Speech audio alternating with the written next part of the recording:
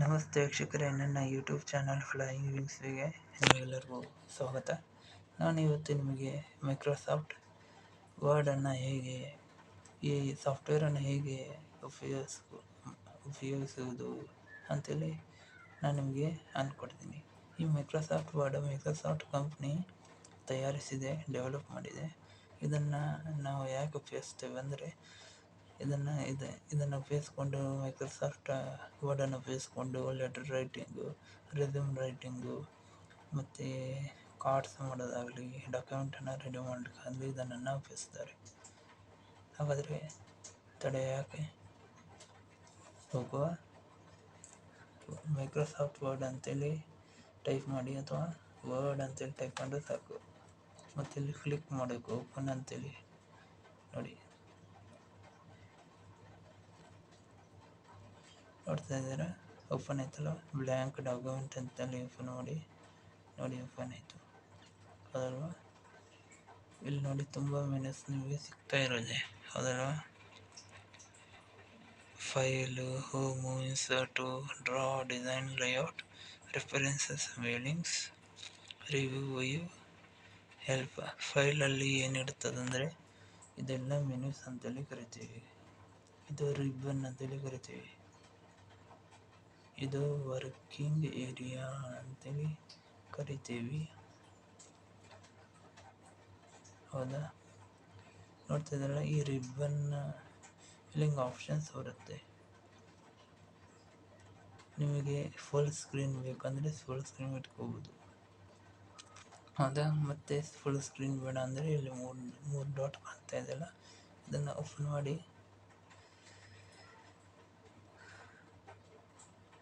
Ribbon tabs ಅಷ್ಟೇ ಬೇಕಂದರೆ ಟ್ಯಾಬನ್ನು ಇಟ್ಕೋಬೋದು. ಇವೆಲ್ಲ ಟ್ಯಾಬ್ ಅಂತೇಳಿ ಕರೀತಾರೆ, ಮೆನ್ಯೂಸ್ ಅಥವಾ ಟ್ಯಾಬ್ಸ್, ಹೌದಾ.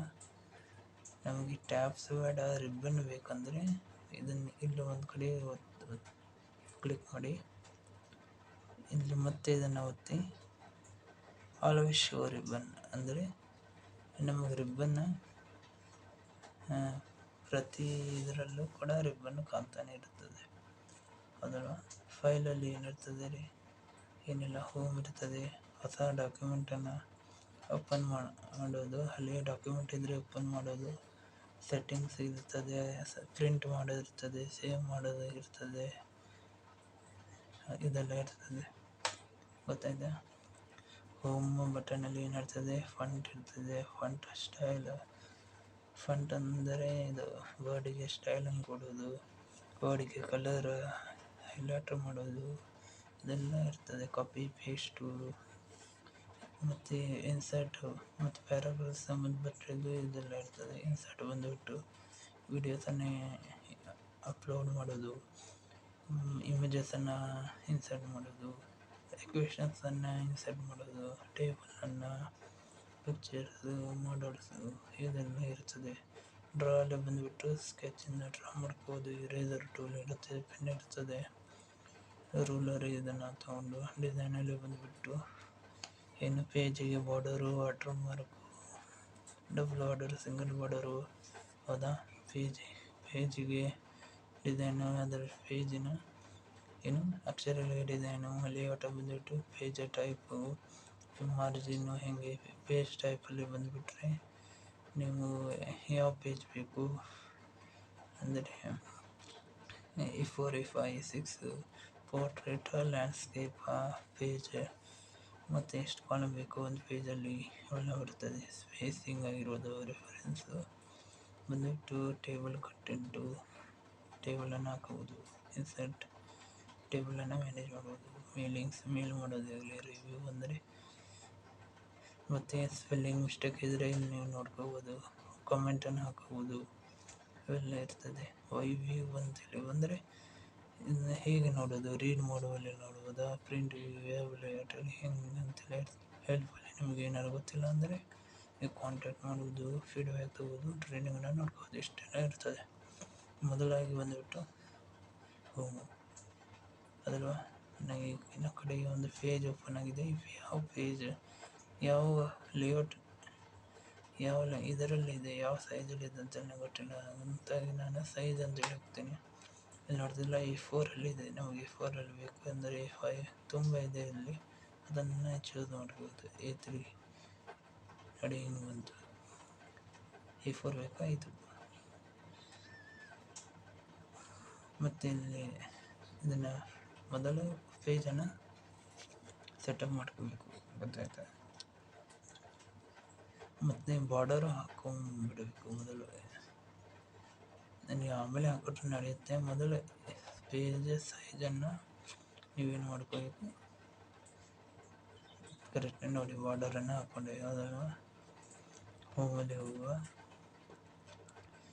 ಏನಾರ ಟೈಪ್ ಮಾಡುವ. ಹಾಯ್ ವೆಲ್ಕಮ್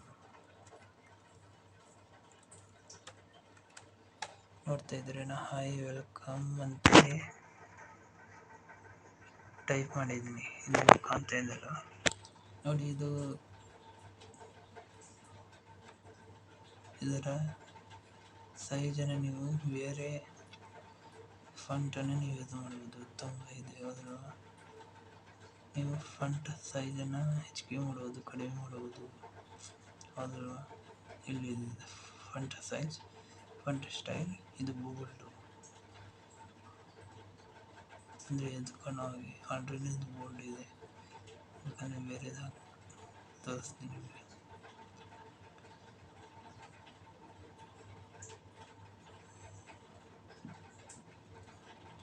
ಬೋಲ್ಡ್ ಬೇಕಂದರೆ ಬೋಲ್ಡ್, ಅಂದರೆ ಬೋಲ್ಡ್ ಅಂದರೆ ಎತ್ಕೊಂಡಂತೆ ಸ್ವಲ್ಪ.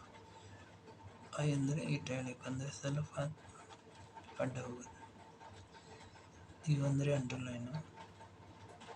ಅಂಡರ್ಲೈನ್ ತುಂಬ ಇದಿರ್ತದೆ, ಡಬಲ್ ಅಂಡರ್ಲೈನು, ತಿಕ್ ಅಂಡರ್ಲೈನು ಅಂದರೆ ತುಂಬ ತಿಕ್ಕಿರುವಂಥದ್ದು, ಚಿನ್ನವಾಗಿರುವಂಥ ಅಂಡರ್ಲೈನು, ಡಾಟೆಡ್ ಅಂಡರ್ಲೈನ್ ಕೊಡ್ಬೋದು, ಅದು ಜಿಗ್ಜಾಗ್ ಅಂಡರ್ಲೈನು, ಇವೆಲ್ಲ ಇರ್ತದೆ. ಅದ ಏನಿಲ್ಲ, ಸೆಲೆಕ್ಟ್ ಮಾಡ್ಕೋಬೇಕು ಅಂಡರ್ಲೈನ್ ಯಾವುದು ಬೇಕಂತೇಳಿ. ನೀವಿಲ್ಲಿ ಕ್ಲಿಕ್ ಮಾಡಿದ್ರೆ ಸಾಕಷ್ಟೇ, ಅದಲ್ವಾ. ಮತ್ತು ಇದನ್ನು ಕಾಪಿ ಹಿಂಗೆ ಮಾಡ್ಕೋಬೇಕು, ಅಂದರೆ ನಮ್ಗೆ ಇಂಥದ್ದೇ ಇಂಥದ್ದೇ ಸೇಮ್ ಬೇರೆ ಇನ್ನೊಂದು ಕಡೆ ನನಗೆ ಬೇಕಂದರೆ ಏನು ಮಾಡಬೇಕು, ಕಾಪಿ ಮಾಡ್ಕೋಬೇಕು. ಇಲ್ಲಾಂದರೆ ಇದನ್ನು ಒತ್ತಬೇಕು, ಈ ಬಟನ್ ನೋಡ್ತಿದ್ದೀರ, ಕಾಪಿ ಅಂತ ನೀವು ಒತ್ತಿದ್ದೀರ.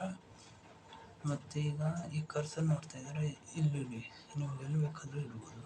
ನಾನು ಇಲ್ಲಿ ಇಡ್ತಾಯಿದ್ದೀನಿ, ನನಗೆ ಇಂಥದ್ದೇ ಎಲ್ಲೂ ಬೇಕಂದರೆ ಪೇಸ್ಟ್ ಅಂತೇಳಿ